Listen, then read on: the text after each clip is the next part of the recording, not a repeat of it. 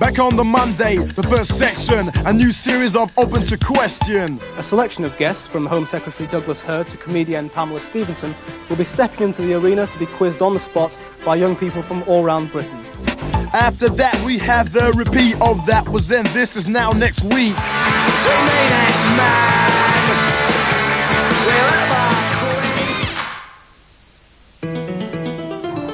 The Face of Spring. This Friday at 9, Rory Bremner puts a topical cutting edge on his New Look series. Tonight we look into the shock revelation by Edwina Currie that most MPs are infested with Pamela. The brightest knob, it's Des Lynham. Hi. Gotta move along a bit. Love the outfit, don't you? It's 10 o'clock. This is Sandy Gall with the lighter side of the news.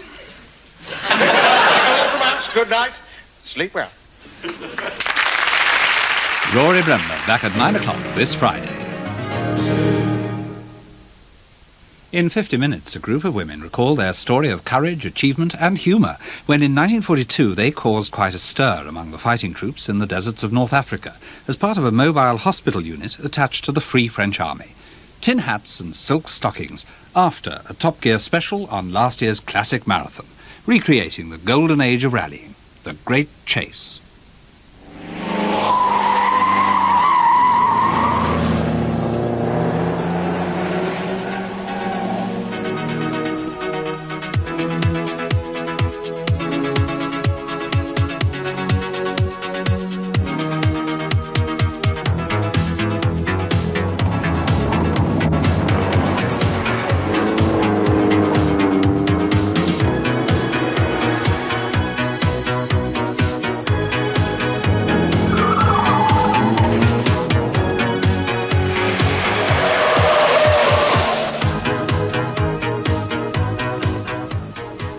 It's a bright Sunday morning in June in London. Tower Bridge is solid with cars, not an unusual sight, except that these cars are a little out of the ordinary, and they're just about to set off on the Sunday outing of a lifetime.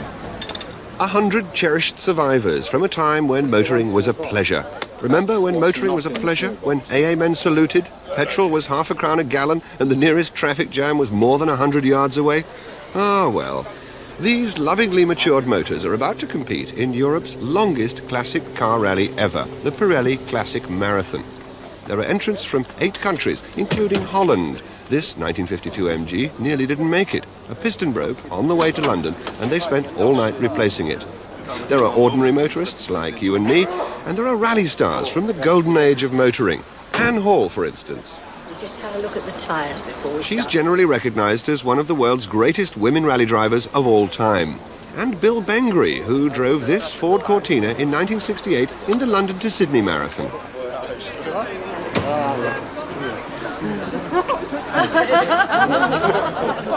The purpose of this whole jamboree is to celebrate one simple fact. Old cars are more fun than new ones.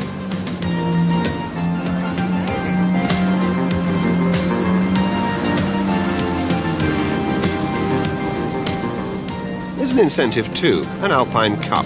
Anyone who can meet all the target times over the 2,500-mile course will get one. For the dedicated car spotter, there are 60 different types to name.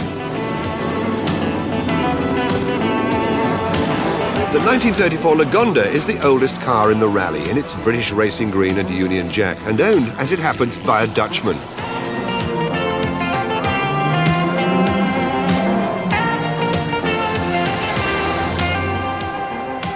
Motoring history is recalled by great names, some of them lost forever.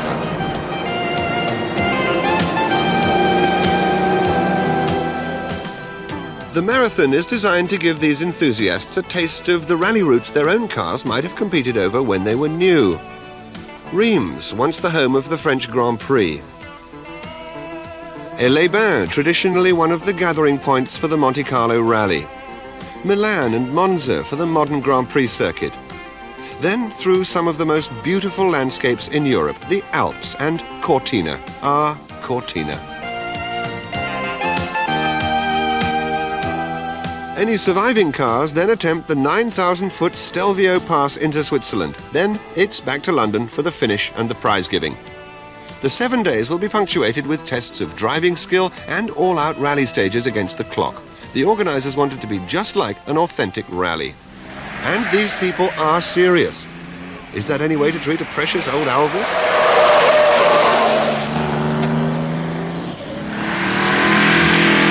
Or indeed a 1950s Jowett Jupiter. It is if you want to win a prize. This is a timed test round a slalom course at Lyddon Airfield near Dover. And that's Berto Mandelli in his Lancia Flavia Zagato.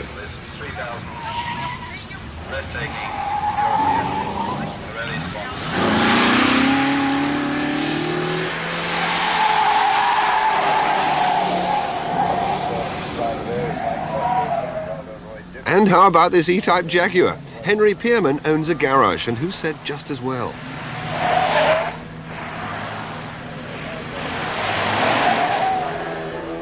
Ah, the Cortina with Bill Bengry and his co-driver Ralph Stokes. Ralph is in his 80s and drove in his first Monte Carlo rally 50 years ago.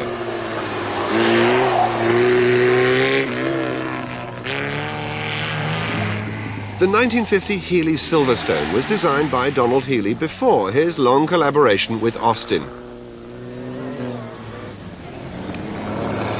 Yes, it is, a Ford Anglia, under the direction of two heroines of many rallies of the 1960s, Anne Hall and Val Morley. They have their sights firmly set on one of the Alpine Cups. I enjoyed the Lyddon test, but I had to be a little careful because my son visited me last night and he loves me very much. And he said, Mum, you're crazy, of course, going on this rally, but you can have a try on one test. But remember, you're the only one I have left, so don't try on any more. So if they're all a bit slower from now on, you're my son to blame, not the car, not me. And he told me to make sure you went nice and steady. The ferry crossing is a brief opportunity for rally crews to get together and talk about, well, what do you think they're going to talk about? They are, after all, car crazy. It was very nice to go back in a big Zephyr after so many years, because I drove one on the on the Chile rally, I'm sorry, but it had triple carburetors and so on. But even so, this is a great car, and I'm very glad to be able to go with Roy on it. And it feels just right in it somehow. Oh yes, and it's rallying in style. You've got somewhere to put your luggage. It's not like these little sports cars with baggage strapped on the back. Thanks very much. We may not be a little sports car, but we haven't got much space, certainly. I think the cars have lasted better than some of the drivers, actually. Some of these old cars. I'm not looking at you, I'm thinking of me. Some teams are rekindling a style of motoring which is all but forgotten. While some are highly competitive and going for an overall win, others will settle for minimum time penalties and a chance of an Alpine Cup. There's no handicapping, so the biggest and fastest will probably win. Really, the only important thing for these beloved beauties from the days of happy motoring are to get through the traffic jams, survive the Alpine passes, which can kill a set of brakes in an hour, get to the checkpoints on time, and of course keep the car in one piece and stay calm. Well, where's the rest of the tools? It wasn't in the toolbox. Have we got some... Oh, shit.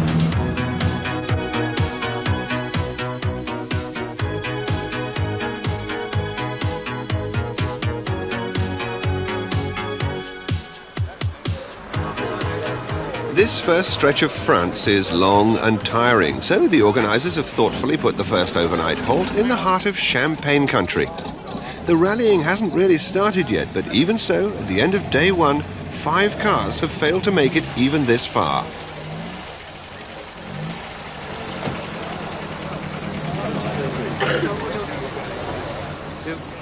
Once the formalities are completed for the day, there's a short, timed sprint on foot to where the social events of the evening begin.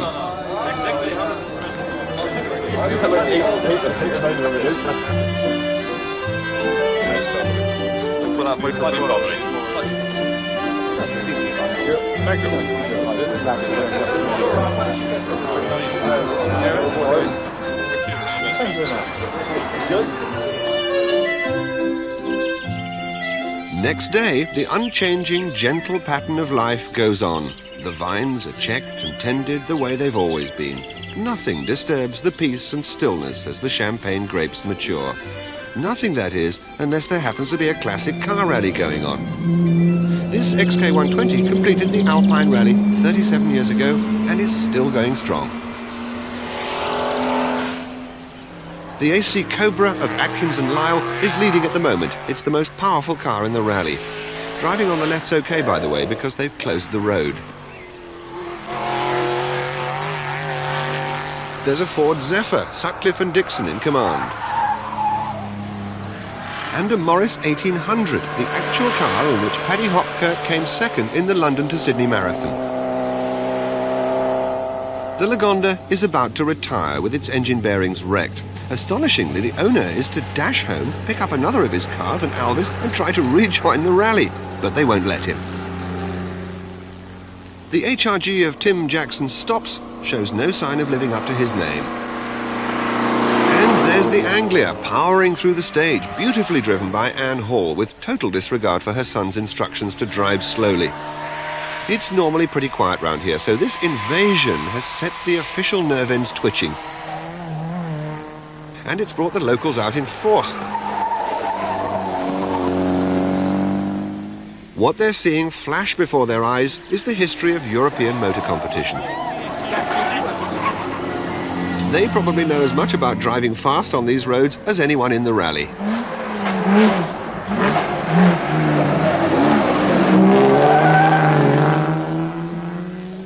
The Mini was the car of the 60s. It won the Monte Carlo Rally 3 times.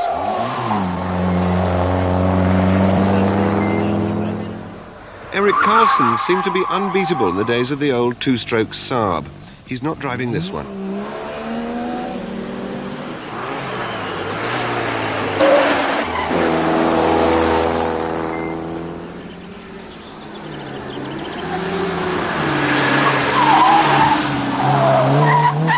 And so the climb through the vineyards comes to an end. Yeah. Come on, come on, come on, come on. Come on, over here. And inevitably, driving old cars like that can damage them. Jeremy Crowley's Lotus Cortina has broken steering, but the organisers have come prepared, and there are plenty of people willing to help.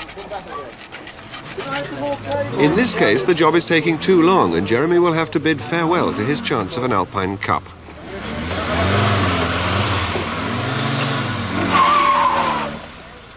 Some cars and their handlers are finding it a real tussle just keeping up with the event. But the former British rally champion Bill Bengry seems confident enough.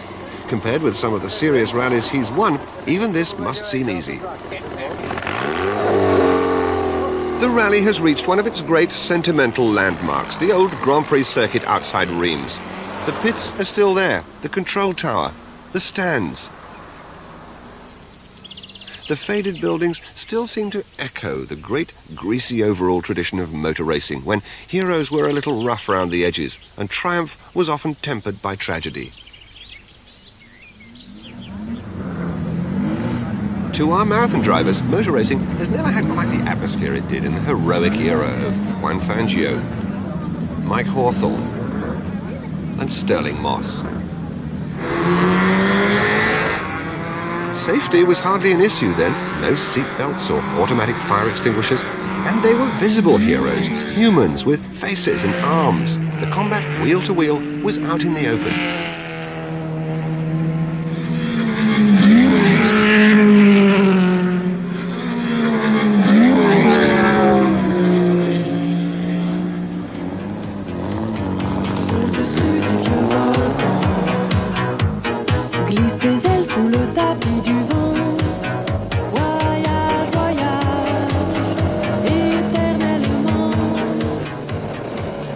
The racing mood must be catching. On the road south to the Alps, John Chatham's determined to put his Austin Healey through its paces.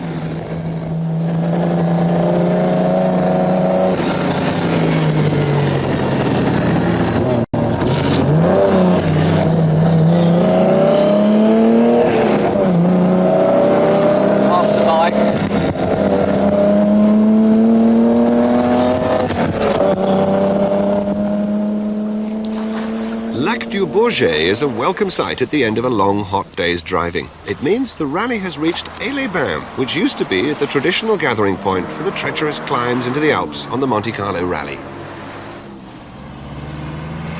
Mont-Rivard was the dreaded special stage, 5 miles of gut-wrenching hairpins for the Sunbeam Rapiers, the Triumph TR3s and the Ford Zephyrs of the 1960s.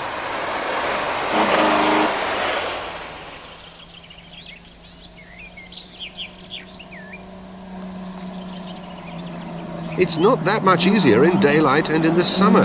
Mike and Gina Barker's Jaguar leads the way, hotly pursued by the Healey of Don Griffiths and Bob Garside. They're no match for the AC Cobra, still the fastest car of the event.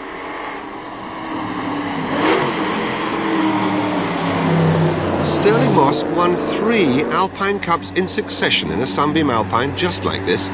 David Harris and Arthur Gibson opt for a sedate style, more in keeping with the car's age.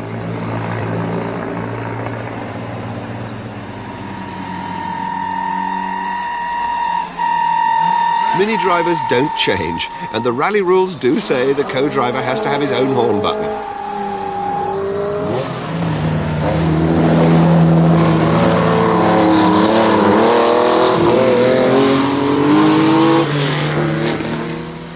There's even a prize in this rally for the best dressed team.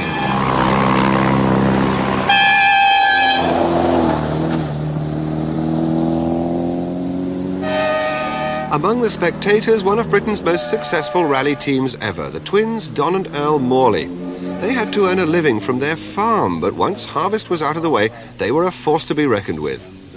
Well, this climb reminds one very much of the Alpine rallies, which were very, very fast and furious. I can remember going through a set of tyres, and didn't we go through a set of brake pads in 2 hours as well?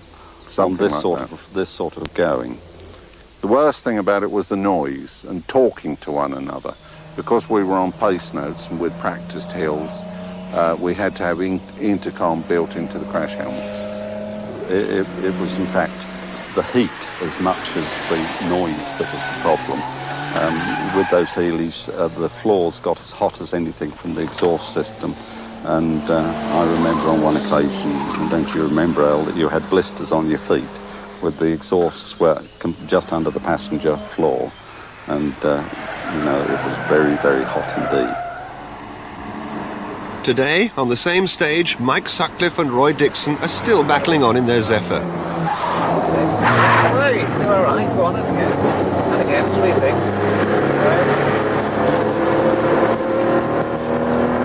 Big tight right at the end of all this. Mike won a real Alpine Cup back in 1962, on that occasion in a Triumph.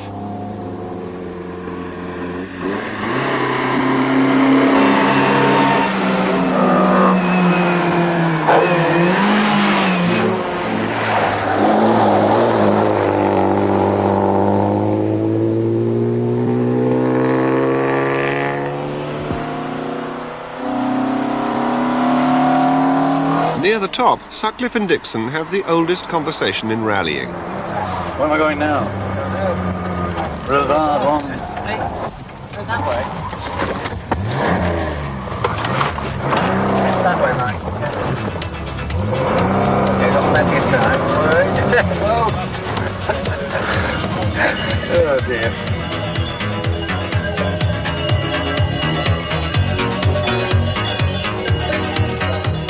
And even when they get there, they can't finish the stage because of one of rallying's oldest hazards.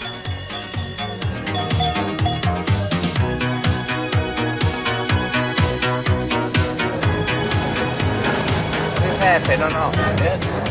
Hairpin right. Oh! God, he's handling off. He's taking his wheels off. Can't you be? Roy Dixon's at the wheel of the Zephyr when a mere Volvo 544 dares to overtake, with John Handley driving it. He was saloon racing champion in the 1960s. The temptation for a test of nerve is too much to resist. Another hairpin, no. Oh, if we can get the revs, we're all right, mate. Don't let me lift. Yeah, oh, more show. Don't lose there. No. If he can keep out of the bloody deep ones, he's a nuisance. you use all the 6,000 revs, you can keep the power on quite. If you sound with us, there we are. There we are, we've got him now.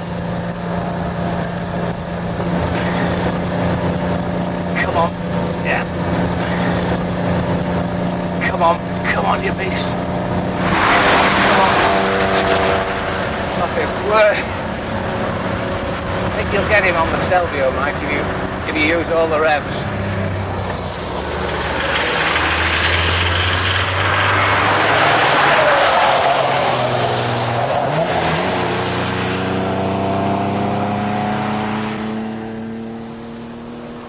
And so, over the pass to the frontier.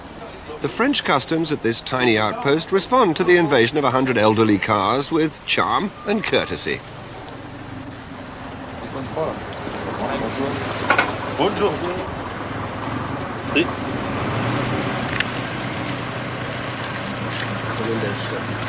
Okay. Okay, thank you very much.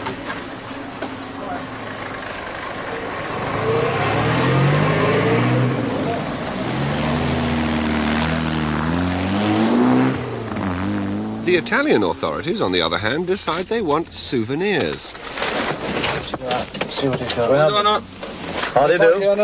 Buongiorno. Souvenir. Souvenir? Souvenir, per noi. Souvenir. You want souvenir? Volvo, Pirelli, magliette. Yeah, just a moment. We'll have a look, see what we've got for you. Sign this. They've already collected 70 rally caps, but they still want more. Monsieur, maglie. Qu'est-ce que c'est magliette? Magliette. What's It's a jacket. Vietnam. Vietnam. Vietnam. Ha detto che vengono da Vietnam. Can you fill this form in, though? We want it filling.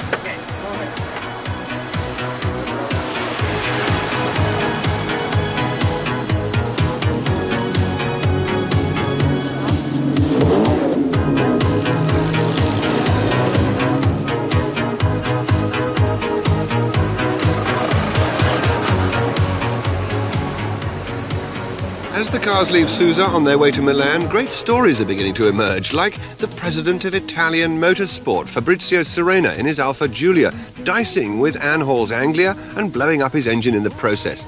Italian national pride is dented even deeper when the president discovers he won't make it to Monza at the start of day 4. This is where the rally drivers will get the chance to do a timed lap of the Italian Grand Prix circuit, setting off at 30-second intervals. 2, 1, go! 5, 4, 3, 2, 1. John Atkins in the Cobra still leads the marathon, but John Chatham in his big Healey isn't giving an inch.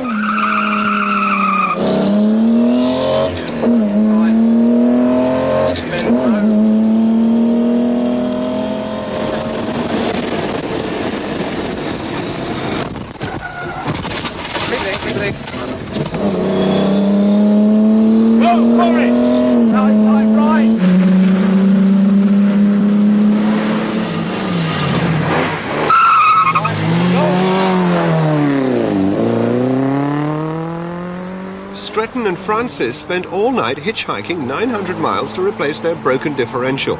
They're out of the competition, but in the spirit of the event, the organisers have let them continue for the fun of it. The Japanese don't keep old cars like we do, so the 1966 model Honda has been painstakingly constructed from spare parts fresh from the factory in Japan.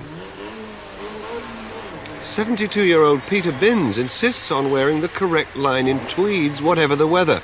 But where's the regimental tie? Improperly dressed, sir.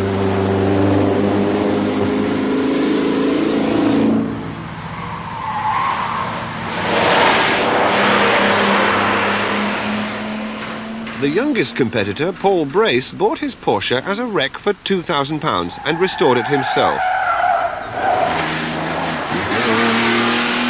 He's surprised to find himself in 5th place. The 1955 Alvis of Roland Simmons is making a great job of this difficult circuit,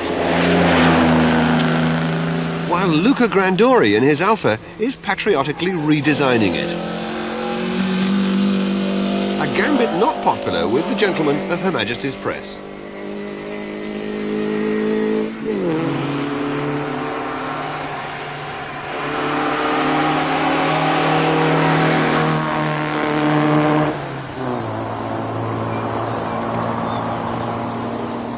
Gary Taylor and his appropriately named co-driver Zoe Heritage are taking a cool approach to Monza, maybe because it's the start of a very long day, and they're heading for a good final placing. Away from the plains and the motorways, now the rally gets back up in the mountains where it really belongs. High up in the Alps lies one of the most feared stages in the Alpine rallies of the 1950s, an ancient goat track called the Croce de Moni, leading to the village of Bagolino.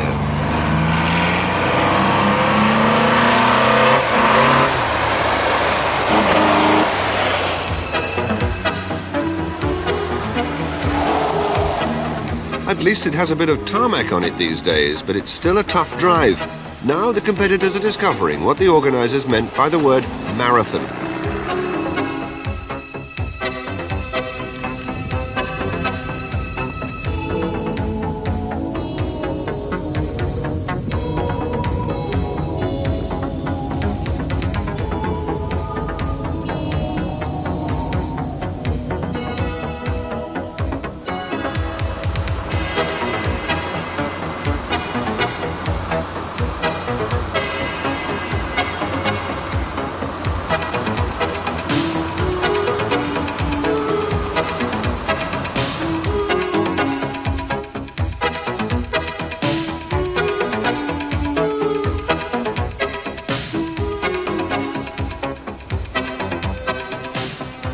Later, and nearly at Cortina, there's a time control and a chance to catch up on repairs.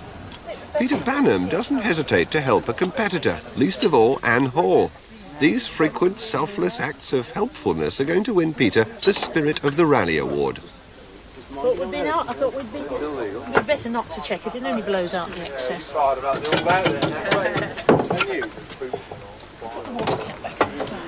All the cars are feeling the pace. Damaged suspension, overheating engines and worn brakes head the list of ailments. You know, this is one of those things that are just wearing out as we're going on. We're just hoping it's going to keep on going. But unfortunately, if we've no brake pads, you know, we're really in trouble. Now, where's the damn top there? But I'm enjoying it tremendously. We had a real dice this morning to get to the control on time. Okay. I don't know. The oil gun is down the bottom. Mike Barker is in deep trouble. A core plug has blown out of the side of his Jaguar's engine behind the starter motor, and the engine has shed 2 gallons of oil.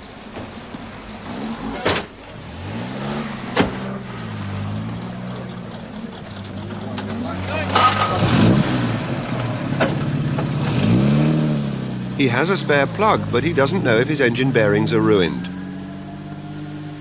The delay will cost him his Alpine Cup. Because of the diversity of the cars, in sportiness as well as age, they've grouped them loosely into classes. The Dutchmen in their 1952 MG are having better luck now, and they're on their way to a class win.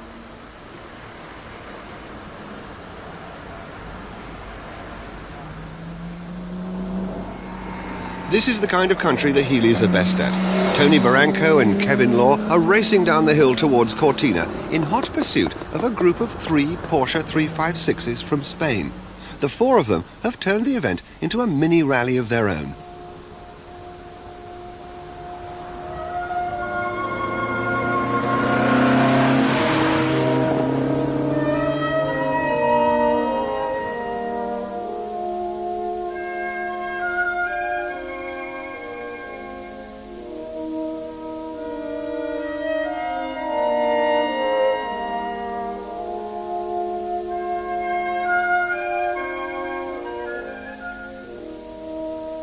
Cortina, defended by the great ramparts of the Dolomites, is a haven for exhausted rally drivers, just as it was in the great days of the 50s and 60s.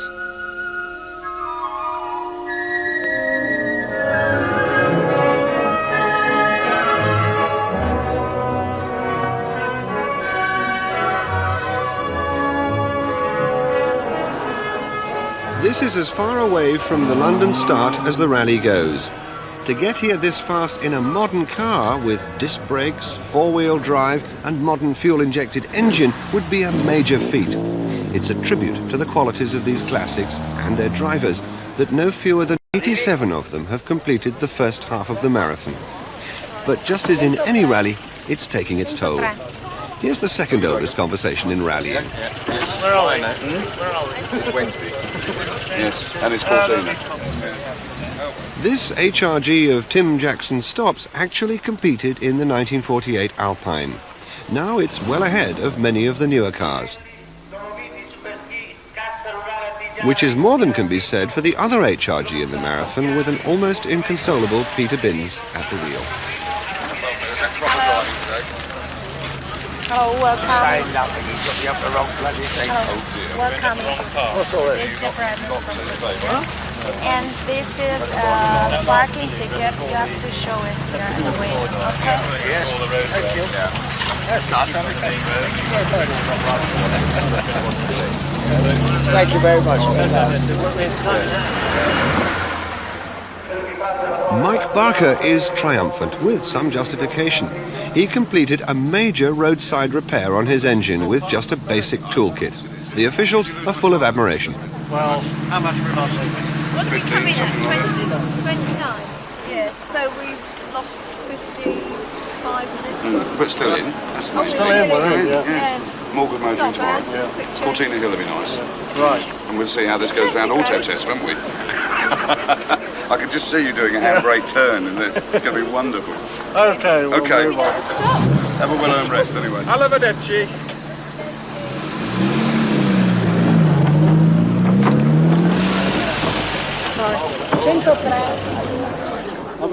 Co-driver Chris Flavel and his partner in the 3.8 Jaguar on his way to join him are destined not to get the award for the best-dressed crew.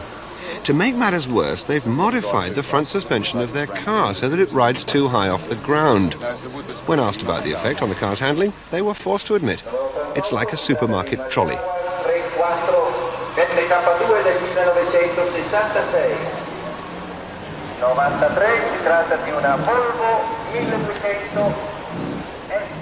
The authorities of Cortina are proud to welcome these fabulous old cars. They've even closed the main street to allow the entire rally to park for the night. Bill Bengry, he of the London to Sydney exhaust pipe, has been having the time of his life. Brings back memories, this does. Yeah, the Liège and all that, you know.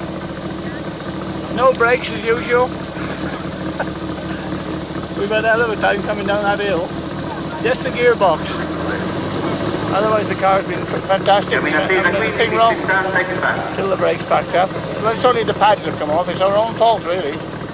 We should have had him in the car instead of the service car. We can't find him. This has happened before, though, isn't it? I think Ralph's just about ready for the night's sleep. He's wonderful, really. I mean, he's 80 years old. But he's all right. I think he'll survive. Had the checked at the last control, there's no disc pads on, and we did in the last stage on the gearbox, no brakes, and we made it with 2 minutes. That's not bad, you know.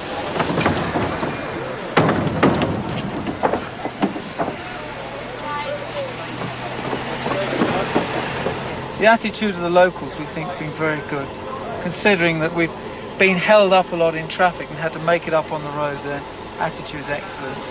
Generally speaking, the camaraderie between the people involved is good. Everybody stops. We stopped up the road when we thought somebody had an accident. There was lots of flashing lights, but 2 blokes got out because their backsides ached and it was the road work. So, generally speaking, okay. We're pleased with that. Looking forward to a meal and a bath.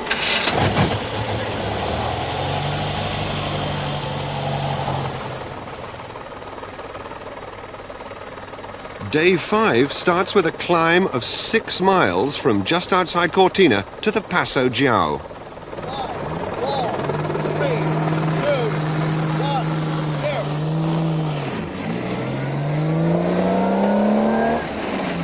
Mike Barker in his Jaguar once again leads the charge.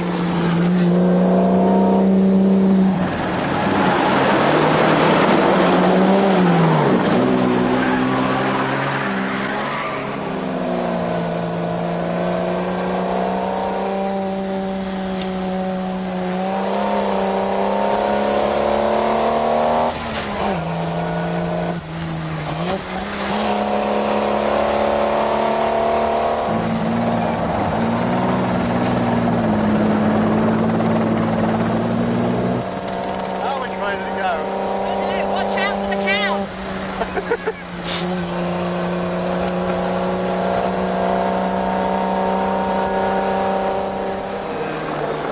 Bill Bengry and Ralph Stokes have clearly had all the rest they needed. The last time Bill drove up this mountain, the road was a dirt track.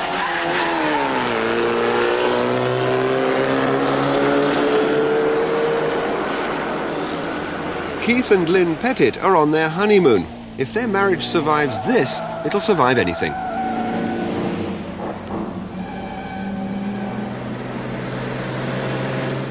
And for the Lancia Spider, there's still a long way to climb, as there is for a venerable Mercedes entered by 2 British soldiers based in Germany.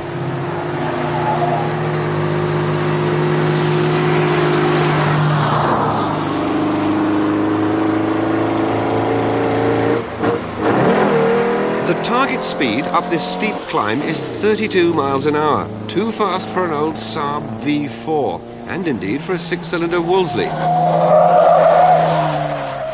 Both are to lose their Alpine Cups because of this one climb.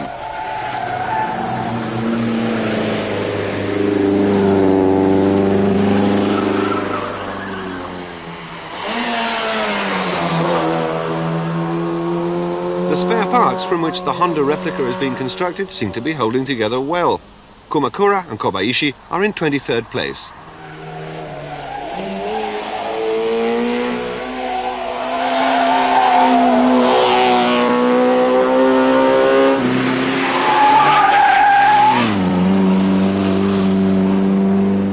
In the 50s, the Sunbeam Rapier was the car to beat in these mountains. Now, it's showing its age.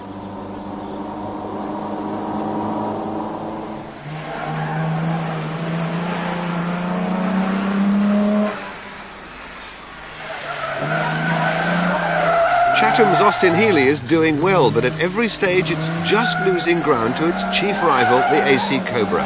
17 seconds slower up this long climb. Philip Edwards' Volvo 122S is running well too. Philip will get an Alpine Cup and finish in the top 20 places. Mike Barker's Jaguar is back on top form as it reaches the summit at 7,000 feet and the end of the special stage.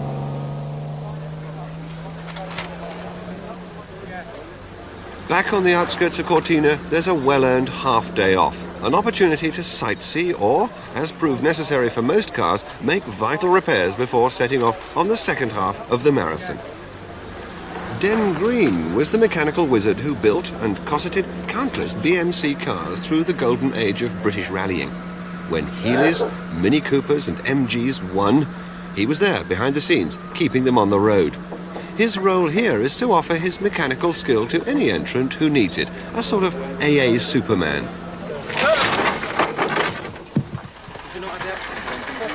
That's all right, young man, it could happen to anyone. I just happen to have the requisite article in the back of my van. Just slot it in here, we'll have you back on the road in no time. That's it. Stop. Don't take it out. Don't take it out. All right. Okay.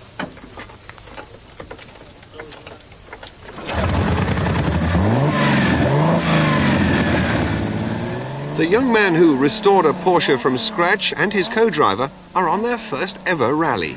We started off the rally really just to have a cruise around. Got to have a go around, meet at the end of the day, have a good social event. But almost unfortunately, we put in a good time on the very first section at Lyddon. And of course, once you've got one good time, you know, the pressure's on, competitive spirit builds up. We're all looking at each other's cars, and that was it. We were fired up and off we go. We've actually put in some pretty decent times, which has amazed us. We're half the horsepower of sort of other Porsches, and we're total underdogs. I mean, we're trying to play a rich man's game with absolutely no money, and it's a dream come true. It's a fantastic rally, and we're getting a lot out of it. And obviously, we're over the moon, and we've got to keep it up now. We've just got to keep going and going and going. The pressure's on.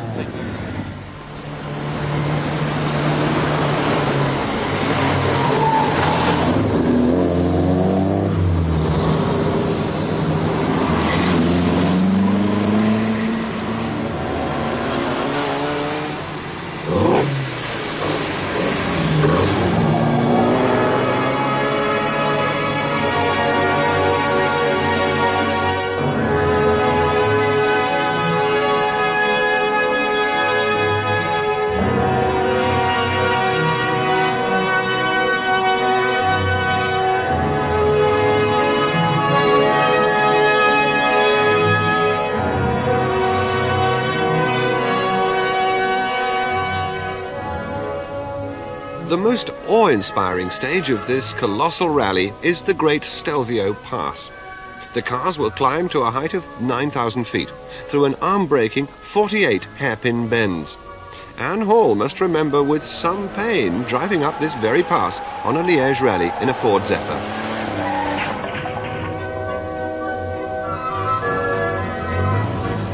So, how will the cars of that era cope with the same grueling climb today?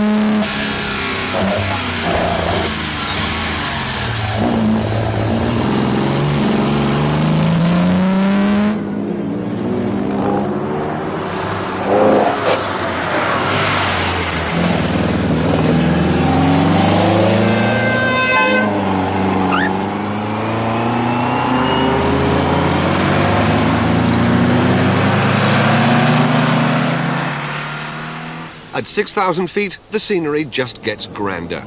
Smales and Clements in their Jowett will have the home movie of a lifetime if their camera can take the punishment. Atkins and Lyle in their Cobra are still dominating the field.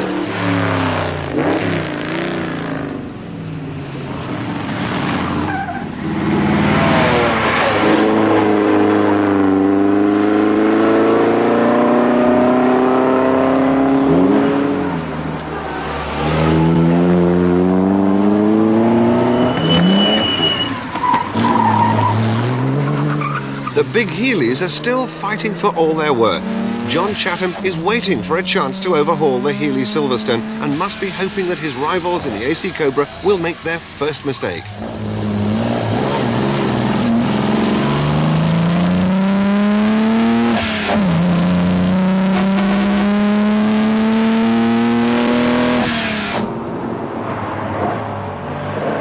The rally cars like the Cortina and the Mini Cooper are still coping well with the altitude and lack of oxygen, which is more than can be said for the poor old Morris Minor, virtually on its last gasp.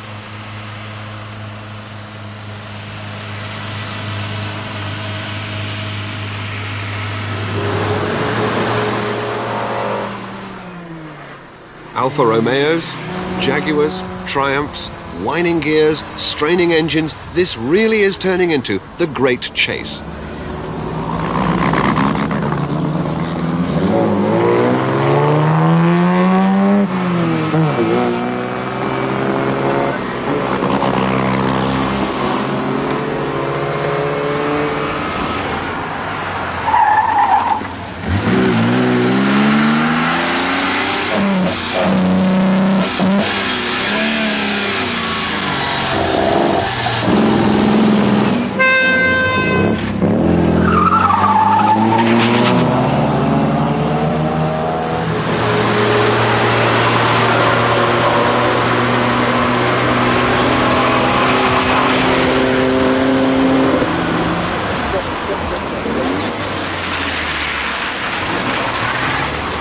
alongside him or what?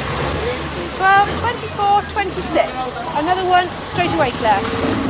So, in an action-packed 15 minutes, the cars have climbed the 9 miles from the forest to above the snowline and changed gear 100 times. Push it, please, the clutch is on the way. Off you go. Right. Wait a minute, wait. Quickly, please, Jack, we've got 3 minutes.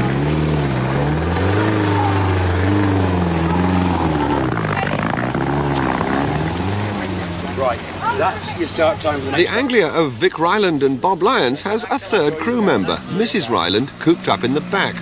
During the rally, she'll have knitted an entire jumper for her husband.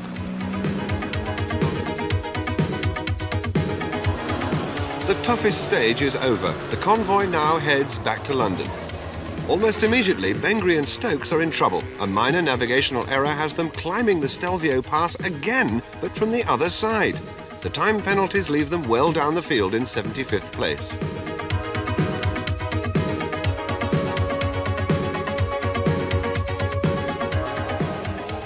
The Honda, in spite of having the smallest engine in the event, finishes in 30th position.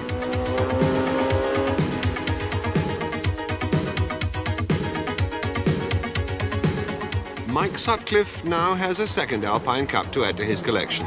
He and Roy Dixon finish 14th.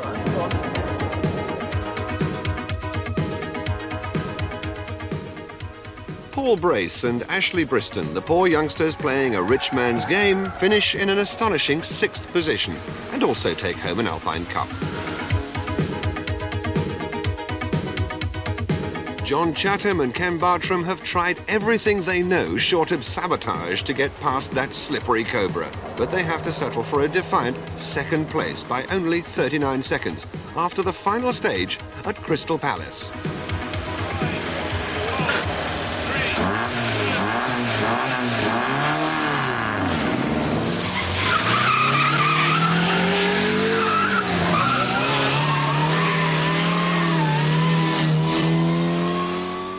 The Bannums not only won the Spirit of the Rally Award for their helpfulness, they took an Alpine Cup to go with it.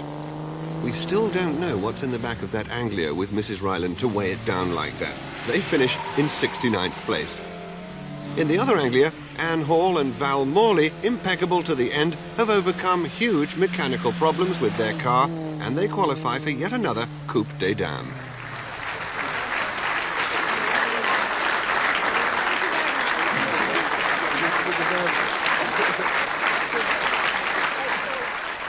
And the Best Dressed Award goes to the MG Magnet pair, Mark Beckley and Stephen Thorning. The firm who hired them the suits may never know they were used for rallying. Luca Grandori waited till the very last stage of this 2,500-mile rally to take 3rd place by only 1 second from Peter Tyson in a Porsche. In the end, there's no substitute for raw power. The ferocious AC Cobra has led from start to finish, and the overall prize goes to John Atkins and Rob Lyle. But few will argue that the real victors are the 86 fabulous old cars which have somehow managed to finish the biggest classic car event Europe has ever seen.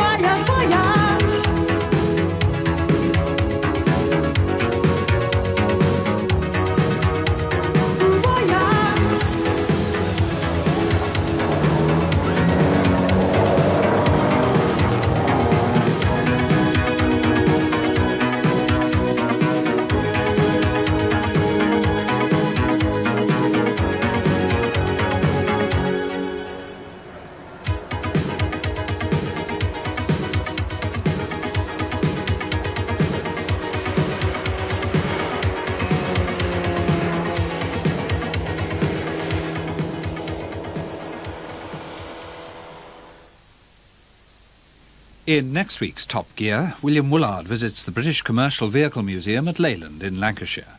The programme also includes an examination of how anti-lock brakes work and at how the Mini has been raced, rallied, customised and abused. That's next Tuesday at 8:30. Repeat for the